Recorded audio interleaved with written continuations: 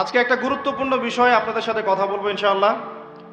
আমরা আশা করছি যে এই বিষয়টার উপরে যদি আমি আপনি সবাই আমল করতে পারি, আমাদের সবার জিন্দেগির জন্য অনেক খায়ের ও কল্যাণ হবে ইনশাআল্লাহ তাআলা। এগুলো আমি নিজেকেও নসিহত করছি এবং আপনাদের জন্য আমার এই নসিহতগুলো থাকবে। আল্লাহ পাক আমাদের সবাইকে আমল করার তৌফিক দান করেন। প্রথম কথা হচ্ছে, আমরা এখন শাবান মাসে আছি। কোন মাসে? নবী সাল্লাল্লাহু আলাইহি ওয়াসাল্লাম শাবান, রজব এগুলোর চাঁদ দেখলে একটা দোয়া পড়তেন।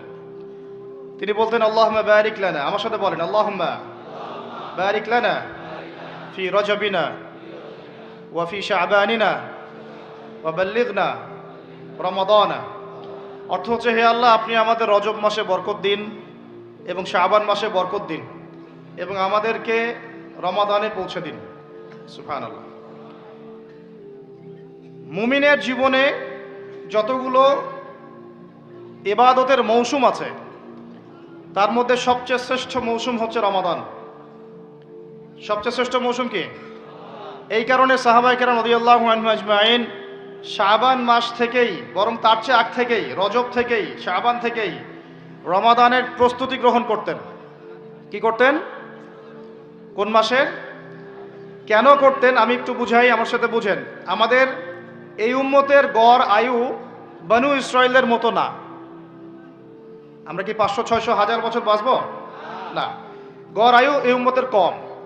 এই কারণে আল্লাহ রাব্বুল আলামিন আমাদেরকে এই ইবাদত করার জন্যে অল্প সময়ে অল্প ইবাদতে যেন আমরা বেশি বেশি নেকি পাই, ফজিলত অর্জন করতে পারি, এই কারণে আল্লাহ রাব্বুল আলামিন আমাদেরকে কিছু মৌসুম দিয়েছেন, ইবাদতের কি মৌসুম। আর আল্লাহ পাক আমাদেরকে পাঠিয়েছেনই পৃথিবীতে তার ইবাদত করার জন্য। যেমন আল্লাহ পাক কি বলেছেন সূরা জারিয়াতের 56 নম্বর আয়াতে আল্লাহ পাক বলেছেন যে ওয়ামা খালাকতুল জিন্না ওয়াল ইনসা ইল্লা লিয়াবুদুন। আমি জিন জাতি আর মানব জাতিকে শুধুমাত্র আমার ইবাদত করার জন্যই সৃষ্টি করেছি।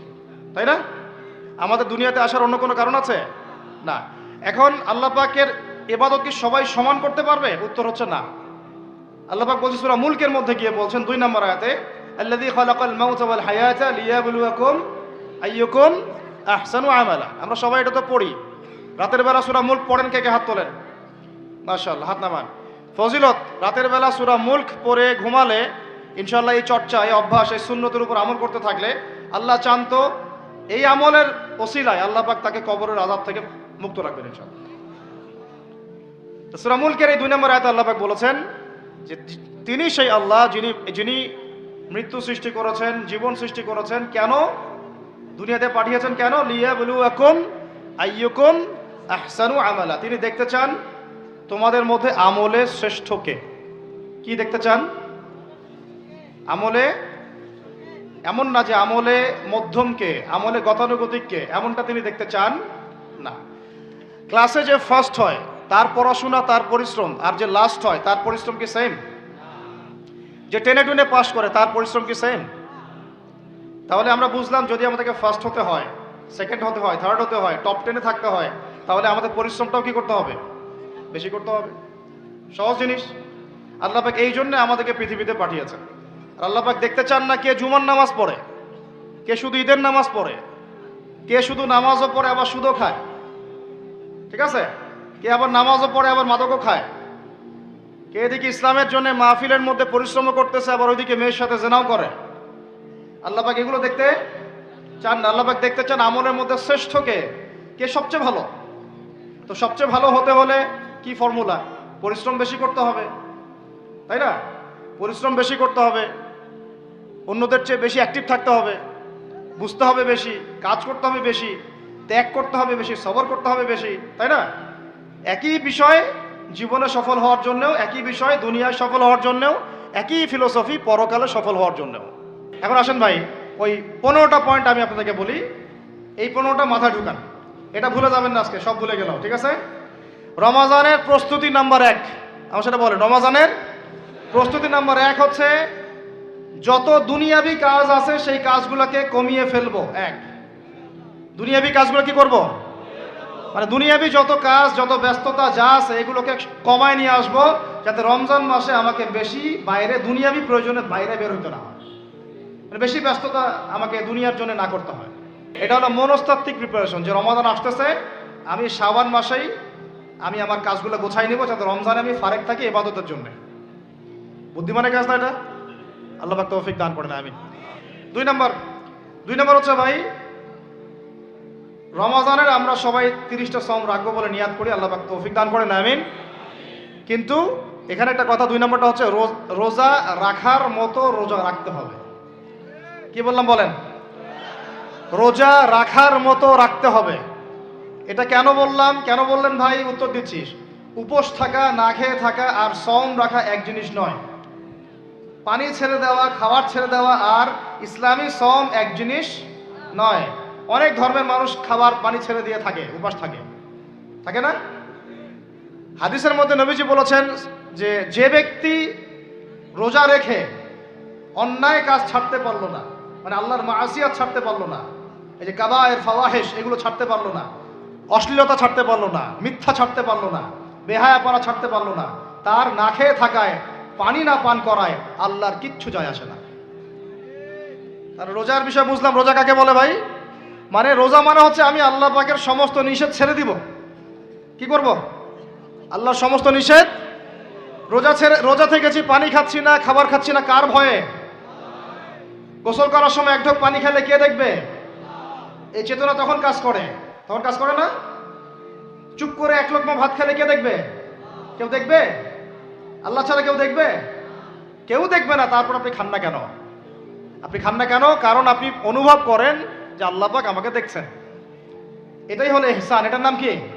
ইহসান। এটাই বলা হচ্ছে হাদিসে জিবরিলের মধ্যে, আনতা আবুদুল্লাহ কাআন্নাকা তারাহ। তুমি এমন ভাবে আল্লাহর ইবাদত করো যেন তুমি আল্লাহকে দেখতে পাচ্ছ। ওয়া ইল্লাম তাকুন তারাহু, তুমি যদি আল্লাহকে দেখতে না পারো, জেনে রাখো ফাইন্নাহু ইয়ারাক, আল্লাহ পাক তোমাকে দেখছেন। এইটাকে বলে আল্লাহ কনসিয়াসনেস বা ইহসান বা তাকওয়া। আর তাকওয়া হাহুনা, তাকওয়া কোথায়? এখানে। আপনি সওমের আয়াতটা পড়েন, কুতিবা আলাইকুমুস সিয়াম কামা কুতিবা আলাল লাযিনা মিন ক্বাবলিকুম লাআল্লাকুম কি তাত্তাকুন। তোমাদের উপর সওমকে ফরজ করা হয়েছে ঠিক যেমন করে আগের উম্মতদের উপরেও করা হয়েছিল। উদ্দেশ্য হচ্ছে লাআল্লাকুম তাত্তাকুন, যাতে করে তোমরা তাকওয়া অবলম্বন করতে পারো। তাকওয়া মানে আল্লাহ কনসিয়াসনেস। এই যে আমি খাচ্ছি না, পান করতেছি না, আমি বিশ্বাস করি আল্লাহ আমাকে দেখতেছেন। এই তো আমরা শুধু রোজার ফজিলত নিয়ে বয়ান করি।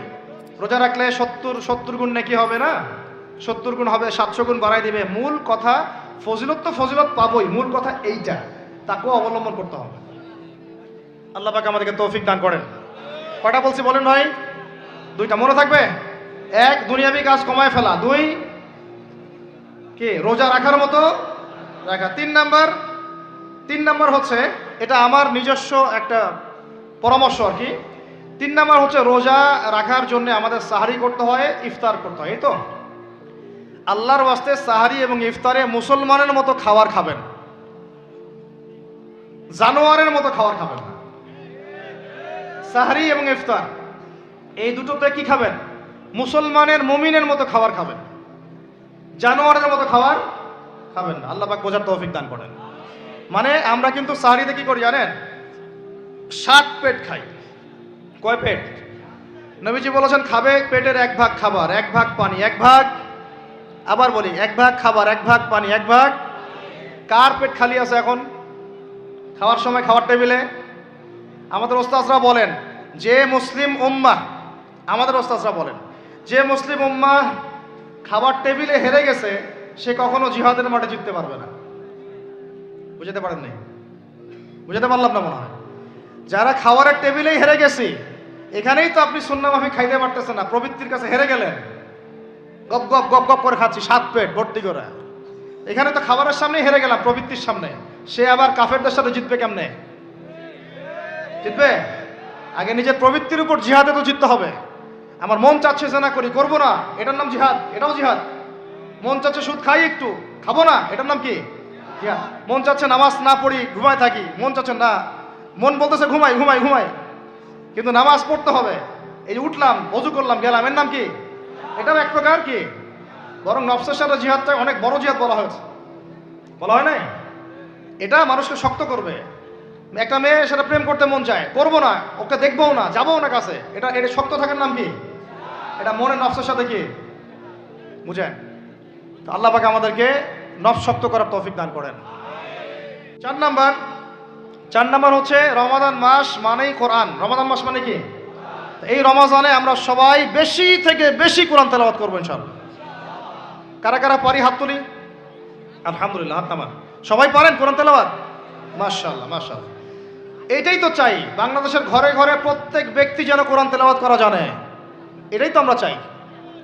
এমন যদি হয় যে 100% মানুষ কোরআন তেলাওয়াত করতে পারে, 16 কোটি মুসলিম, দিন কায়েম হয়ে যাবে ইনশাআল্লাহ। ইনশাআল্লাহ ইনশাআল্লাহ। ভিতরে কাজগুলো করেন, আল্লাহ পাক তৌফিক দান করেন। তো প্রিয় ভাইরা, 4 নম্বর কাজ কোরআন শিখবো, পড়বো, শেখাবো, দর্শ দিব। কোরআনের একদম বিপ্লব। রমজান মাসে ইনশাআল্লাহ কোরআনময় রমাদান হবে ইনশাআল্লাহ। রমজান মাসে অন্য কোনো বইও পড়ার দরকার নেই, প্রয়োজনে কোরআন পড়েন, হাদিস পড়েন আর কোরআন পড়েন। কোরআন এবং হাদিস, অন্য কোনো বই, বিষয়ভিত্তিক বই পড়ার দরকার নাই। আর অ্যাটলিস্ট 1 মাস আপনি না পড়েন। এরপরে আসি 5 নাম্বার, একটু বড় হয়ে যাচ্ছে যদিও, আমি সংক্ষিপ্ত করে বোঝাচ্ছি, শোনেন। 5 নাম্বার হচ্ছে রমাদান মাসে, একটু ধৈর্য ধরেন। রমাদান মাসে আমরা ফরজ ইবাদতগুলোকে সর্বোচ্চ গুরুত্ব দিব ইনশাআল্লাহ। যেমন সবার আগে কি? সালাত। এই একটাই বল, সালাত। সালাত নাই, ইসলাম নাই। সালাত নাই, সে ব্যক্তি মুসলিম না। সোজা কথা শুনেন, সালাত অস্বীকার করে সে ব্যক্তি মুসলিম না। নবীজি বলছেন, মান তারাকা সালাতান মুতাআম্মিদান ফাকাদ কাফারা। কেউ যদি ইচ্ছা করে সালাতকে অস্বীকার করে, ছেড়ে দেয়, সে ব্যক্তি কি হয়? কাফারা, কুফরি করে। সালাত না পড়ার কারণে ইমামগণ বলেছেন তাকে মুসলমানদের কবরস্থানে দাফনও করবে না। কোন কোন ইমাম বলেছেন তাকে জানাজাও দিবা না। কোন কোন ইমাম বলেছেন তাকে জেলখানায় বন্দী করে রাখবা। কোন কোন ইমাম বলেছেন তাকে মৃত্যুদণ্ডের শাস্তি দিবা। আমি এমনি এমনি বলতেছি না, ইমামদের কওলগুলো পড়ে দেখেন। নামাজ না পড়াটা যেমন তেমন পাপ না তো, ইচ্ছা হইলে পড়লাম, ইচ্ছা হইলে পড়লাম না, এমন না। যারা নামাজি তারাও যদি নামাজে সচেতন না হয়, তাদের জন্যও শাস্তি আছে। নাউযুবিল্লাহ। ফাওয়াইলুল লিল মুসাল্লিন আল্লাযীনা হুম আন সালাতিহিম সাহুন আল্লাযীনা হুম ইউরাউনা ওয়া ইয়ামনাউনাল মাউন। এখানে বলা হচ্ছে মুসল্লিদের জন্যও দুর্ভোগ, গাফেল, উদাসীন। আবার যারা মানুষকে দেখানোর জন্য নামাজ পড়ে এবং এই যে ছোটখাটো সাহায্য করতে অস্বীকৃতি জানায়, সূরা মাউন পড়েন, তাহলে মুসল্লিদের জন্য গাফেলতির যদি শাস্তি হয়, তাহলে যারা পড়ে না ওদের কি হবে বলেন? ওই যে ওই সূরাটা কি জানি নাম, মুজাম্মিল না মুদ্দাসসির, হাফেজে কোরআন কে আছে? মা সালাকাকুম ফি সাকার, মা সালাকাকুম ফি সাকার। জাহান্নামে যখন ঢুকানো হবে, এই ফেরেশতারা জিজ্ঞাসা করবে, কিসে তোমাদেরকে জাহান্নামে নিয়ে আসলো? কি পাপ করছিলা?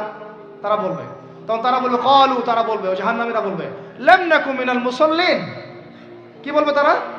লাম নাকু মিনাল মুসাল্লিন, আমরা মুসল্লি ছিলাম না, আমরা নামাজ পড়তাম না। তাহলে বেনামাজির পরিণতি কি? জাহান্নাম। ওয়ালাম নাকু নুতঈমুল মিসকিন, আর আমরা মিসকিনদেরকে খাবার দিতাম না। সুবহানাল্লাহ। আল্লাহ পাক আমাদেরকে সালাত আদায় করার তৌফিক দান করেন। রমাদান মাসে শক্ত করে নামাজ ধরবেন ইনশাআল্লাহ, আল্লাহ পাক তৌফিক দান করেন। 5 ওয়াক্ত নামাজ চেষ্টা করব জামাতে পড়ার জন্য। যদি জামাত ছুটেও যায়, তাও পরে জামাত করে নেবেন। সেটাও না পড়েন, অ্যাটলিস্ট বাসায় পড়বেন। রাজি আছেন? 6 নাম্বার হচ্ছে, এটা কত, 6 বলছি? 5। 6 নাম্বার হচ্ছে ফরজের পাশাপাশি সুন্নত এবং নফলের পাবন্দি। ফরজের পাশাপাশি সুন্নত এবং নফলের পাবন্দি মানে দেখেন, ফরজ নামাজের আগে পিছে অনেক নামাজ আছে না সুন্নত? দৈনিক 12 রাকাত সুন্নত যে ব্যক্তি পড়বে তার জন্য জান্নাতে ঘর নির্মাণ করা হবে। কোন 12 রাকাত? ফজরের আগে 2, ফজরের আগে, জোহরের আগে 4, তারপরে 2, তারপরে মাগরিবের পরে, এশার পরে, মোট কত হইল? 12। এই 12 রাকাত নামাজ যে ব্যক্তি দৈনিক পড়বে তার জন্য জান্নাতে ঘর নির্মাণ করা হবে। তো রমজান ছাড়া এগুলো ধরার উত্তম কোনো সময় আছে? অনেক সময় মিস হয়ে যায়। রমজানে যারা ধরি আমরা, আল্লাহ পাক তৌফিক দান করেন। এর পাশাপাশি দেখেন, দৈনন্দিন অনেক সুন্নতের আমল আছে না? বিভিন্ন কাজের দোয়া, মাসনুন দোয়া, জিকির আজকার, এগুলো আছে না? এই প্রত্যেকটা কাজকে শক্ত করে আঁকড়ে ধরবো ইনশাআল্লাহ, আল্লাহ পাক তৌফিক দান করেন। আমিন। 7 নাম্বার আসেন ভাই। 7 নাম্বার হচ্ছে আমরা কোন অবস্থায় হারাম কোন রিজিকে যাব না। রাজি? রোজা রাখতেছেন, ইবাদত করতেছেন, নামাজ পড়তেছেন, তারাবি পড়বেন, অনেক কিছু করবেন। এবার এদিকে রিজিকে সুদ, এদিকে রিজিকে ঘুষ, রিজিকে এখানে দুর্নীতি, এখানে করাপশন, এখানে মাপে কম দেওয়া, একটা ইবাদতও কবুল হবে না। হারাম রিজিক থাকলে বিশ্বাস করেন, আমি এমনি কথা বলতেছি না, নবী সাল্লাল্লাহু আলাইহি ওয়াসাল্লাম বলেছেন ইন্নাল্লাহা তাইয়্যিব লা ইউকবালু ইল্লা তাইয়্যিব। আল্লাহ পবিত্র, আল্লাহ পবিত্র ছাড়া গ্রহণ করেন না, কবুল করেন না। মুসাফিরের দোয়া আল্লাহ ফিরায় দেন না। সেই মুসাফির যদি হারাম খায় সেই দোয়াও কবুল হচ্ছে না। একজন মুসাফির হাত তুলে দোয়া করছিলেন, নবীজি বলছেন মাথায় ধুলা, গায়ের কাপড় ঠিক নাই, মুসাফির সেজদায় আল্লাহর কাছে দোয়া করছে, হাত তুলে দোয়া করছে, আল্লাহ আমাকে এইটা দাও, ওইটা দাও, ওইটা দাও, ইয়া রব্বি ইয়া রব্বি ইয়া রব্বি। নবীজি বলছেন এই ব্যক্তি যদিও মুসাফির কিন্তু কিভাবে তার দোয়া কবুল হতে পারে? তার পানীয়টা হারাম, তার খাবারটা হারাম, তার পোশাকটা হারাম। যেতে পারছি ভাই? এমনিতে মুসাফিরের দোয়া কবুল হয়। 3 ব্যক্তির দোয়া আল্লাহ ফিরায় দেন না। কয় ব্যক্তি? এক নাম্বার হচ্ছে মুসাফির, 2 নাম্বার হচ্ছে কি সন্তানের জন্য পিতামাতার দোয়া, আর 3 নাম্বার কি মাজলুমের দোয়া। মাশাআল্লাহ, আপনারা জানেন ভালোই। মাজলুম মানে কি? যার উপর জুলুম করা হয়, যার উপর জুলুম করা হয়েছে। আমরা এখন কিন্তু সবাই মাজলুম, তাই না ভাই? পুরো মুসলিম উম্মাই এখন মাজলুম। তো ইনশাআল্লাহ এই অবস্থা থাকবে না। ইনশাআল্লাহ জালেম যেখানে জুলুম করবে পতন হবে, সমস্ত জালেমদের পতন বিশ্ব থেকে হবে ইনশাআল্লাহ। এটা সময়ের ব্যাপার। কিসের ব্যাপার? আল্লাহ পাক পরীক্ষা করছেন আমাদেরকে। তাহলে আমাদের নসিহত নাম্বার কত? এটা 7। আমরা কোনো অবস্থায় হারাম রিজিকে সম্পৃক্ত হব না। রোজা রেখে তো মোটেই না, এবং এটা চর্চা করব যাতে করে আমরা হারাম থেকে বেঁচে থাকতে পারি। ঠিক আছে ভাই? 8 নাম্বার হচ্ছে আমরা রমজান মাসে সবার যাকাতগুলো দিয়ে দিব ইনশাআল্লাহ। যাকাত যাদের ফরজ হয়েছে আল্লাহর রাস্তায় যাকাত দিয়ে দেন। যাকাত দিবেন না, এটাও জাহান্নামে যাওয়ার অন্যতম কারণ। ওই সম্পদগুলোকে এভাবে গলানো হবে, গলিয়ে মুখে, গালে, পার্শ্বদেশে, চামড়ায় লাগিয়ে দেওয়া হবে। নাউজুবিল্লাহ। সূরা তাওবায় আছে না? কোন সূরায়? তাওবায়। যাকাত দিতে হবে। কেউ যদি যাকাতকে অস্বীকার করে সে কাফের হয়ে যাবে। কেউ যদি যাকাতকে অস্বীকার করে কি হয়ে যাবে? কাফের হয়ে যাবে। কেউ যদি মনে করে নামাজ ফরজ, নামাজ মানি, যাকাত মানি না, কি হয়ে যাবে? কাফের হয়ে যাবে। এখন আমার কথা হচ্ছে ইসলামী অর্থনীতির মূল ভিত্তি হচ্ছে যাকাত। যাকাত যদি ঠিকঠাক মতো দিতেন বাংলাদেশে একটা দরিদ্র মানুষও খুঁজে পাওয়া যাইত না। এটা গাল গল্প না, এটাই বাস্তবতা। কিন্তু আমরা সেটা বাস্তবায়ন করতে পারি নাই, পারছি না। আমার কথা শোনেন ভাই, বাংলাদেশে এমন অনেক মানুষ আছে, হাজার হাজার, যাদের যাকাত যদি আপনি কালেক্ট করতে পারেন সমাজে একটা দরিদ্র মানুষও খুঁজে পাওয়া যাবে না। এমন একজন মানুষের যাকাত দিয়ে আপনি একটা গ্রামের মানুষকে খাওয়াইতে পারবেন। মিলসের মালিক যাকাত দেয় না, গার্মেন্টসের মালিক অনেক যাকাত দেয় না, ফ্যাক্টরি মালিক যাকাত দেয় না, অনেকে কানাডায় বাড়ি ঘর করতেছেন, এখানে যাকাত দেন না। আছে না এরকম? যাকাত না দিলে ইসলামের খুঁটি থেকে নাম কাটা পড়ে গেল। ইসলামের ভিত্তি কয়টা? 5টা না? তাওহীদের পরে কি সালাত না? সালাতের পরে কি? যাকাত। তারপরে না রমাদান এবং হজ, তাই না বিষয়টা? আল্লাহ পাক আমাদেরকে ইসলামের এই 5টা পিলারের অন্যতম পিলার যাকাতের উপর আমল করার তৌফিক দান করেন। 8 শেষ হলো। 9 নাম্বার যাকাত ছাড়াও আমরা বেশি বেশি দান সদকা করবো ইনশাআল্লাহ।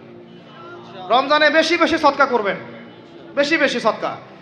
মানে সদাকার এমন ক্ষমতা আছে যে আপনার তাকদিরে মনে করেন একটা বিপদ লেখা আছে, মনে করেন তাকদিরে একটা বিপদ আছে, আপনি এখানে সদকা করছেন, সদকা করছেন, এই সদাকার ওসিলাতে আল্লাহ পাক আপনার এই বিপদটা দূর করে দিতে পারেন।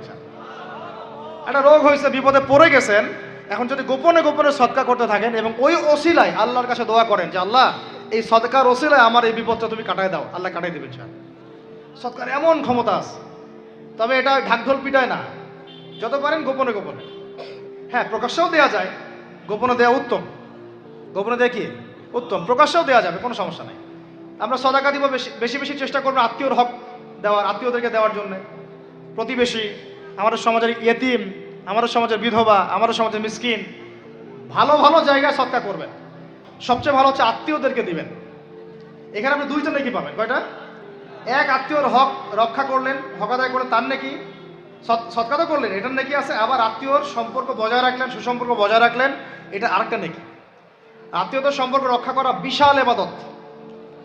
মানে এটা সিলাতুর রাহিম, এটা আল্লাহ পাকের আরশের সাথে ঝুলে থাকে। যে আত্মীয়তার সম্পর্ক রক্ষা করে আল্লাহ পাক তাকে রক্ষা করবেন। আত্মীয়তার সম্পর্ক যে নষ্ট করে দেয় আল্লাহ পাক এই কেটে ফেলবেন এটাকে। আত্মীয়তার সম্পর্ক নষ্ট করতে হয় না। আত্মীয়তার সম্পর্ক নষ্টকারী জান্নাতে যায় না। এটা না হাদিসটা ওস্তাদ? লা ইয়াদখুলুল জান্নাতা কাতিউর রহমি, মানে আত্মীয়তার সম্পর্ক, রক্তের সম্পর্ক যারা কাতে মানে কেটে ফেলে তারা জান্নাতে যাবে না। তো প্রিয় ভাইরা, আমরা আত্মীয়তার সম্পর্ক রক্ষা করবো ইনশাআল্লাহ। এখন আত্মীয়দের মধ্যে সবাই একরকম হয় না, এক এক মানুষ এক এক বুঝের। কেউ হয়তো আলট্রা মডার্ন, কেউ এক্সট্রা অর্ডিনারি মডার্ন, ঠিক আছে, কেউ দিনের ধার কাছেও নাই, কেউ নাস্তিক, এরকম আছে তো নাকি? তা আপনি সৌজন্যমূলক সম্পর্ক বজায় রাখবেন, সালাম কালাম বিনিময়ে আসলে মেহমানদারি করা, সৌজন্যমূলক সম্পর্ক কি করবেন? বজায় রাখবেন। আল্লাহ পাক আমাদেরকে বোঝার তৌফিক দান করুন। কয়টা বলছি? 8 না 9? 9টা। 10 নম্বর হচ্ছে ভাই, রোজা রেখে বেশি বেশি ইস্তেগফার করবেন। কি করবেন বলেন? রোজা রেখে বেশি বেশি ইস্তেগফারের সবচেয়ে ছোট্ট বাক্যটা হচ্ছে আস্তাগফিরুল্লাহ ওয়া আতুবু ইলাইহি। কি বললাম বলেন? আস্তাগফিরুল্লাহ ওয়া আতুবু ইলাইহি। এইটুকু পারা যাবে না? দিনে কমপক্ষে 100 বার। কতবার? দিনে কমপক্ষে 70 বার বা 100 বার। দিনে কমপক্ষে 70 বার বা 100 বার। আরও বেশি পারলে আরও ভালো। ওই যে হিসনুল মুসলিম একটা বই আছে না, বা কিতাবুজ জিকির, কিতাবুদ দোয়া, আল আসকার, এমন অনেক বই পাওয়া যায়। এই বইগুলো কিনবেন, ওখানে দেখবেন অনেক জিকির আজগার দেওয়া আছে, দৈনন্দিন জিকির আজগার দেওয়া আছে, তাসবিহ তাহলিল দেওয়া আছে, সকাল সন্ধ্যার মাসনুন দোয়াগুলো দেওয়া আছে। এগুলো মুখস্থ করেন। একটা বইয়ের নাম বলেছে হিসনুল মুসলিম, আল আসকার, কিতাবুদ দোয়া, এরকম অনেকগুলো বই আছে বাজারে। এগুলো কিনে বাসায় মুখস্থ করার চেষ্টা করেন। আল্লাহ পাক তৌফিক এনায়েত করেন, বলি আমিন। কয়টা বললাম? 10টা। 11 নম্বর, আসলে আমার মার্কিংটা উল্টা পাল্টা তো বুঝতে পারতেছি না, ঠিক আছে। 11 নম্বর হচ্ছে, শোনেন, 11 নম্বর হচ্ছে, দেখেন, কোরআন খুলবেন, দেখবেন প্রথমে রোজার প্রসঙ্গ যেখানে আসছে, কুতিবা আলাইকুমুস সিয়াম, সেখানে আগে আসছে সিয়ামের কথা, তারপরে আসছে শাহরুর রমাদান আল্লাযী উনজিলা ফীহিল কোরআন, কোরআনের কথা, তারপরে আবার আসছে ওয়াইদা সাআলাকা ইবাদি আন্নী ফাইন্নী করিব, দোয়া করার কথা। সুবহানাল্লাহ। কিসের কথা? প্রথমে আসছে রোজা রাখার কথা, তারপরে কোরআনের কথা, তারপরে আল্লাহর কাছে কি করার কথা? দোয়া করার কথা। যখন আমার বান্দারা তোমাকে জিজ্ঞাসা করে, যে আমার সম্পর্কে জিজ্ঞাসা করে, ওয়াইদা সাআলাকা ইবাদি আন্নী, বলো ফাইন্নী করিব, আমি কাছেই আছি, উজিবু দাওয়াতাদ দাঈ ইযা দাআন, দোয়াকারী যখন দোয়া করে আমি তার দোয়া শ্রবণ করি। সুবহানাল্লাহ। ফালিয়াস্তাজিবু লি ওয়াল ইউমিনু বি, আমি তার দোয়া শুনি, অতএব সেও যেন আমার কথা শুনে। সুবহানাল্লাহ। এবং আমার প্রতি ঈমান নিয়ে আসে। তাহলে রোজা রেখে বেশি বেশি কি করব বুঝে ফেলছেন? কি বলেন? দোয়া করবেন। কোরআনের পরে কিসের কথা আসছে? রোজাদারের দোয়া ফেরত দেওয়া হয় না। দোয়া কবুল হওয়ার অন্যতম একটা অস্ত্র হচ্ছে রোজা রেখে দোয়া করা। কেমন করে ফেরত দিবে? আল্লাহর জন্য আমরা না খেয়ে আসি, তাই না? আল্লাহ পাকের মায়া হবে না, দয়া হবে না? আমার বান্দা না খেয়ে আছে, আমার বান্দা পানি ত্যাগ করছে, আমার বান্দা স্ত্রী সহবাস ত্যাগ করছে, হালালগুলো ছেড়ে দিয়েছে আমার জন্যে, তা আমি কেন তার দোয়া? অবশ্যই আল্লাহ পাক উপযুক্ত মনে করলে দোয়া কবুল করবেনই করবেন ইনশাআল্লাহ। আল্লাহ পাক আমাদেরকে রোজা রাখা অবস্থায় বেশি বেশি দোয়া করার তৌফিক দান করেন। কটা হচ্ছে? 11। 12 নম্বর হচ্ছে, রমজান মাসে তারাবির নামাজ জামাতে পড়ব। কি বললাম বলেন? রমজান মাসে সালাতুত তারাবি জামাতে পড়ব। এখন আমি আরো 3টা কথা বাড়াই দিচ্ছি। কেউ হজম করতে পারলে করেন, যদি না করতে পারেন, বদহজম হয়ে যায়, কিছু করার নাই। বদহজম যদি হয়ে যায়, পরে আমাদের সাথে মাদ্রাসায় এসে বসেন, কিতাবপত্র খুলে দেখাবো, কথা হবে ইনশাআল্লাহ, ঠিক আছে? অনলাইন গরম করার দরকার নাই। রমজান মাসে আমরা তারাবির নামাজ পড়বো ইনশাআল্লাহ জামাতে। কোথায়? জামাতে ইনশাআল্লাহ। 1। 2 নম্বর, তারাবির নামাজ পড়বো 20 রাকাত। কত রাকাত? 20 রাকাত। আর যদি বলেন যে আমি ভাই কম পড়েন আপনি বাসায়, কোনো সমস্যা নাই, আপনি আপনার মতো করে বাসায় পড়েন, কোনো সমস্যা নাই। যদি উমর রাদিয়াল্লাহু আনহু এর উপর আমল করে থাকেন, আমার আমল করতে কোনো সমস্যা নাই। যদি উসমান রাদিয়াল্লাহু আনহু 2 আযান চালু করে থাকেন, তাহলে আমার আমল করতে কোনো সমস্যা নাই। ওই যে হাদিসটা বলেছিলাম প্রথমে, কে নাজাত প্রাপ্ত ফেরকা? মা আনা আলাইহি ওয়া আসহাবি, আমি আর আমার সাহাবীরা যার উপরে আছি। আরেকটা হাদিস কি? আলাইকুম বিসুন্নতি ওয়া সুন্নতি খুলাফায়ে রাশিদিন মাহদিয়িন মিন বাদি, তোমাদের উপর অবধারিত হচ্ছে, ওয়াজিব হচ্ছে আমার সুন্নতকে আঁকড়ে ধরা এবং আমার সাহাবীদের সুন্নতকে কে আঁকড়ে ধরা। কার কার সুন্নত? আমার সুন্নতকে আঁকড়ে ধরো এবং আমার সাহাবীদের সুন্নতকে আঁকড়ে ধরো, খোলাফায়ে রাশিদার সুন্নতকে আঁকড়ে ধরো, যারা মাহদিয়িন হেদায়েত প্রাপ্ত মিন বাদি, আমার পরে। সাহাবায়ে কেরাম যদি কিছু চালু করেন আমল করতে কোনো দোষ নাই, বরং এটাই হচ্ছে সুন্নতের আরো শ্রেষ্ঠ অনুসরণ। কারণ আমি তো ওমরের চেয়ে বড় পরহেজগার হইতে পারবো না, পারবেন? কোরআন এবং হাদিস তো সবার বাসায় আছে। আপনাকে যদি আমি এখন বলি যে ক্রিপ্টোকারেন্সি হালাল না হারাম, আপনি কি বের করে দিতে পারবেন এখন আমাকে? পারলেও আপনার আরো 15-20 বছর পড়াশোনা করতে হবে। তারপরে যারা এগুলো নিয়ে গবেষণা করে তাদের কাছে আসতে হবে, জিজ্ঞাসা করতে হবে, বলতে হবে, তারা ফতোয়া দিলে মানতে হবে। ফাসআলু আহলা যিকরি ইন কুনতুম লা তা'লামুন, তোমরা আহলে জিকিরদেরকে জিজ্ঞাসা করো, আহলুল ইলমদেরকে জিজ্ঞাসা করো যে বিষয় তোমরা জানো না। তাহলে আমাদের সমাজে এরকম অনেক ফিতনা চলতেছে, অনলাইনে এই ফিতনাগুলো অনেক বেশি। আর ইয়াং ছেলেপেলেরা এখন দিন শেখে অনলাইন থেকে, এরা দিন মাদ্রাসায় এসে শিখতেছে না। স্পেশালি যারা জেনারেল লাইন থেকে আসছেন তাদের সমস্যা আরও বেশি, এবং তারা অনেকে বিভ্রান্ত হয়ে যাচ্ছেন। তাই আমি রিকোয়েস্ট করব, কথা অন্যদিকে নিয়েন না, আমি আপনার দুশ্মন না, আমি আপনার বন্ধু, শুভাকাঙ্ক্ষী।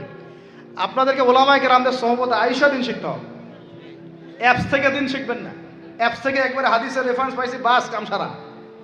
জি না, ওই হাদিস তাহাকিক করার ব্যাপার আছে, উসুলের ব্যাপার আছে, আসমা রিজালের ব্যাপার আছে, তাআলিলের ব্যাপার আছে, অনেক বিষয় আছে। একটা মাসালা ইসলামবাদ করতে হলে অনেকগুলো বিষয় একসাথে লাগে।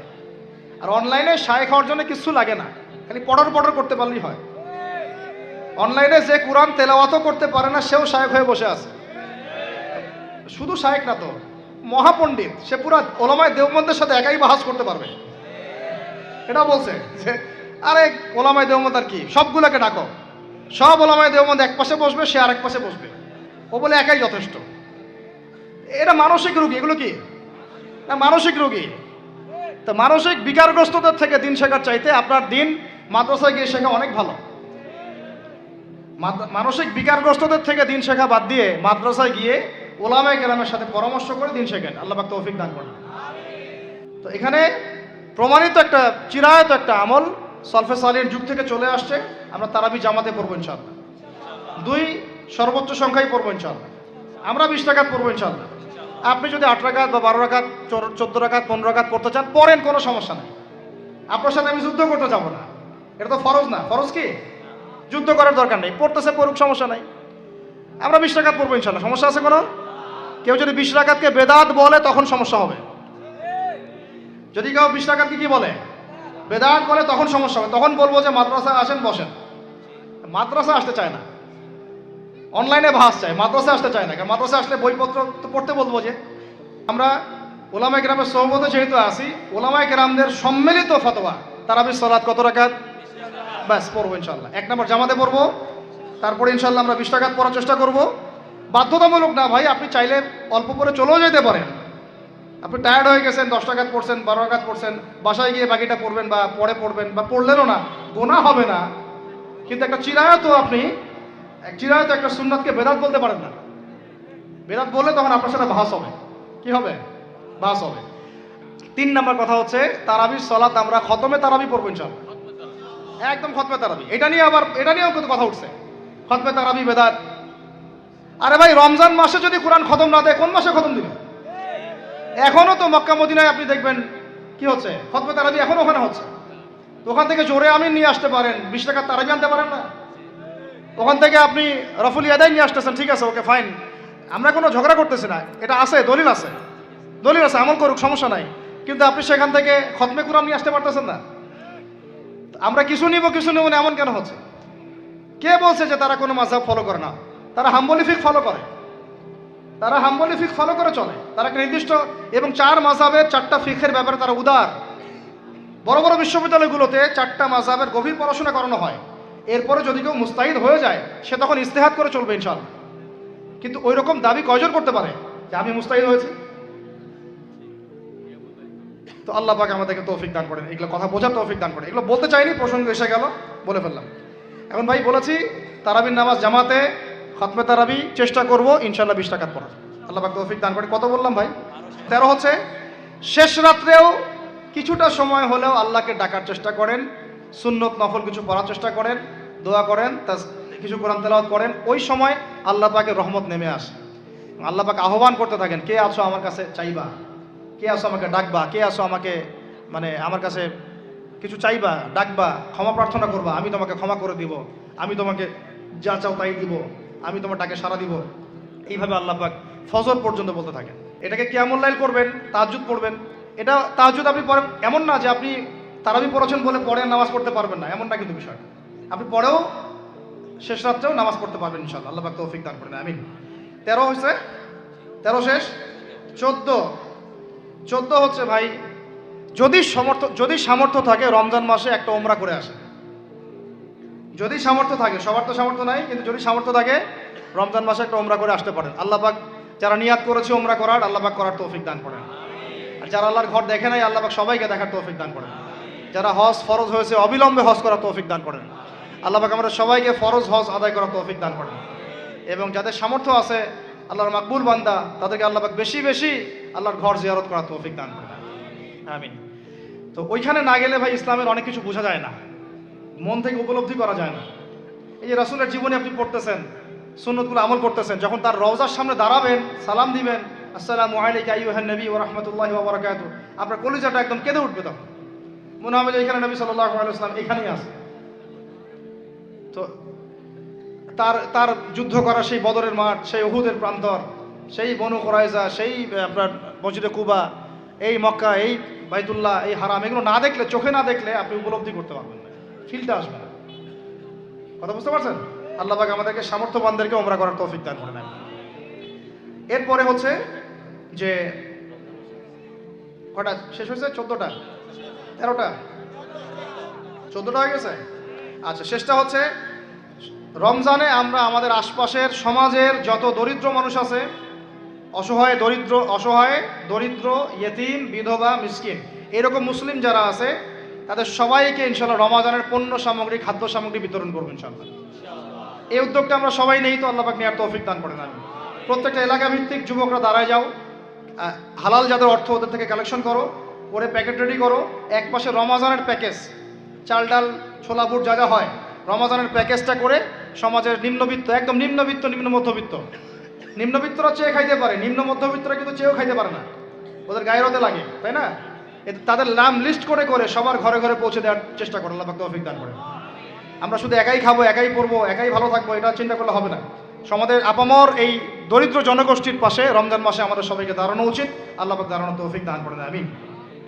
আর এর সাথে একটা জিনিস জুড়ে দিলাম, রমজান মাসে আমরা বেশি বেশি মানুষকে ইফতার করাবো ইনশাআল্লাহ। কারণ যাকে ইফতার করাবেন এই রোজাদারের রোজার নেকি আপনার আমলনামায় যুক্ত হয়ে যাবে ইনশাআল্লাহ।